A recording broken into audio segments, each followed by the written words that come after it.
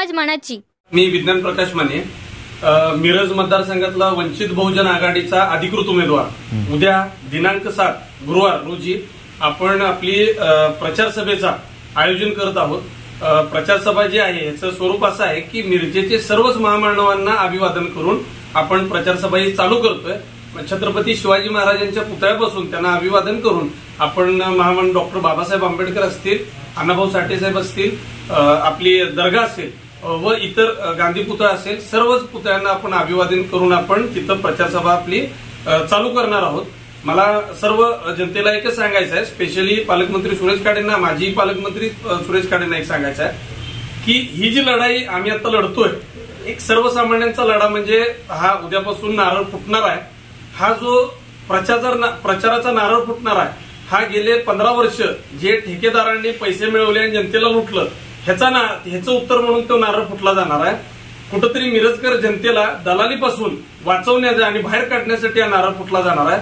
हा जो नारळ फुटणार आहे, 15 वर्षात जे मिरजकर जनतेला सहन करावं लागलं, सर्व रस्त्याचे असतील, गटारीचे प्रश्न असतील, मूलभूत गरजा असतील, पाणी प्रश्न असतील, डीपीचे प्लॅन असतील, टॉवरचे प्रॉब्लेम्स असतील, हे जे सगळे मूलभूत गरजांपासून जे 15 वर्ष मिरज मतदारसंघ वंचित राहिला, या गोष्टींसाठी उद्या बाहेर पडण्यासाठी शुभारंभ नारळ फुटणार आहे।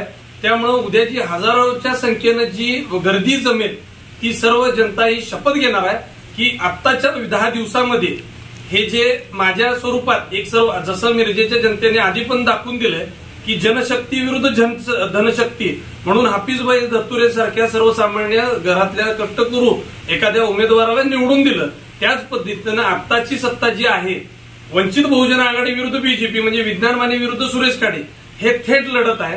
त्यामध्ये किती जरी पैसे यांनी खर्च केले, कारण की यांनी पहिल्यापासून सत्तेतनं पैसा आणि पैशातनं सत्ता हेच काबीज करायचा त्यांनी पहिल्यापासून प्रयत्न केलेला आहे। आणि मिरजकर जनतेचा प्रॉब्लेम काय, सगळेजण म्हणतात मिरजकर जनतेचा कोणाला अंदाज आला नाही, तर माझं उलट मत आहे की मिरजकर जनतेच्या मनातला उमेदवार कुठल्याच नेत्यानं आजपर्यंत दिलं नसल्यामुळं मिरजकर जनतेला विनाकारण अशा पद्धतीनं त्यांनी बोललेलं आहे।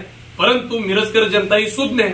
15 वर्षाचा त्रास म्हणजे जोक नाही, दंगलीचे विषय असो, काही विषय असो ज्याच्यावरती एक चूक झाली, कारण की मिरजकर जनतेचा इतिहास आहे की ब्राह्मण समाजातले पाठक साहेब असतील, जैन समाजातले पाटील सर असतील किंवा आपले हे मराठा समाजातले उमेदवार असतील, परत हाफिजभाई असतील, म्हणजे 4 ते 5 विविध समाजातले आमदार आपल्याला मिरज मतदारसंघात बघून दिसलेले आहेत। त्यामुळे मिरजकर जनता जी आहे सांस्कृतिक पंढरी म्हणून आपण याला ओळखतो। त्यामुळं सर्व धर्माचा आदर करून सर्व धर्मांना एकत्र घेऊन जाणारी ही आमची मिरजकर जनता आहे। त्यामुळं 15 वर्ष झालेला जो घणाघात आहे तो बघितलाय, मॅच फिक्सिंगच झालेली आहे।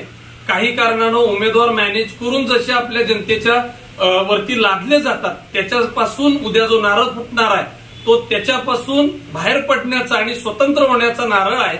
त्यामुळे उद्या जो आमचा वंचित बहुजन आघाडीकडून मी विज्ञान माने 5 वर्ष झालं मी जे मतदारसंघात संघर्ष केलं त्याचीच पोचपावती म्हणून तुम्हाला मी विनंती करतो की हजारोच्या संख्येनं तुम्ही दादा तिथं उपस्थित राहा।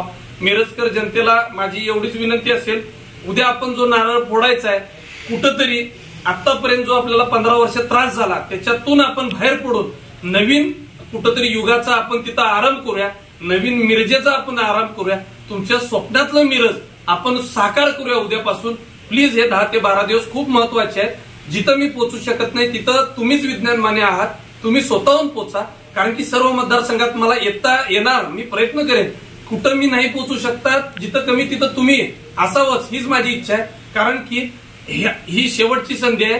ही शेवटचा आपल्याला सगळ्यांना हातात इलेक्शन सर्वांनी उचलावी। जसं वंचित बहुजन आघाडीनं विशालदादांना लोकसभेत निवडून आणलं, आपली ताकद दाखवली, तसेच सर्व समाजांनी सुद्धा ताकद दाखवली, निवडून आणलं। त्यामुळे सर्वच समाजातल्या घटकांना माझी विनंती आहे, उद्या जो नारळ फुटणार आहे तुम्ही सगळ्यांनी तिथं एका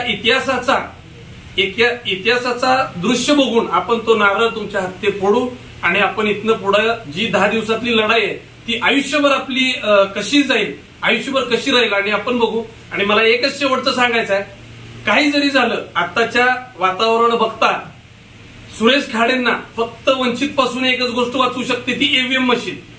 ईव्हीएम मशीन असेल मॅनेज केलं तरच सुरेश खाडे निवडून येतील। नाहीतर त्यांनी कुठेही आताच्या स्थितीला 25 ते 30 हजारानं वंचित बहुजन आघाडी हे विनिंगला आहे. हे आम्हाला आता सर्वेनुसार आणि सगळ्या आमच्या कार्यकर्ते संपर्क केल्यानंतर गावोगावी शहरातले आम्हाला दिसून आलं. त्यामुळे मी सर्व जनतेला विनंती करेन की 10 दिवस खूप महत्वाचे, 10 ते 12 दिवस तुम्ही ताकदीनं लागा. सगळ्यात जास्त बहुमतानं आपण निवडून येऊ आणि आपले जे संविधान रचेते, संविधान हे डॉक्टर बाबासाहेब आंबेडकरांचे जे नातू आहेत त्यांना वंचित बहुजन आघाडीचा मिरजेतनं एक उमेदवार निवडून देऊन त्यांना आपण एक बक्षीस देऊ, एक गिफ्ट करू. पहिला मिरजेचा उमेदवार निवडून देऊन हीच मी तुमच्या सर्वांना विनंती करेन. जय हिंद, जय महाराष्ट्र, जय.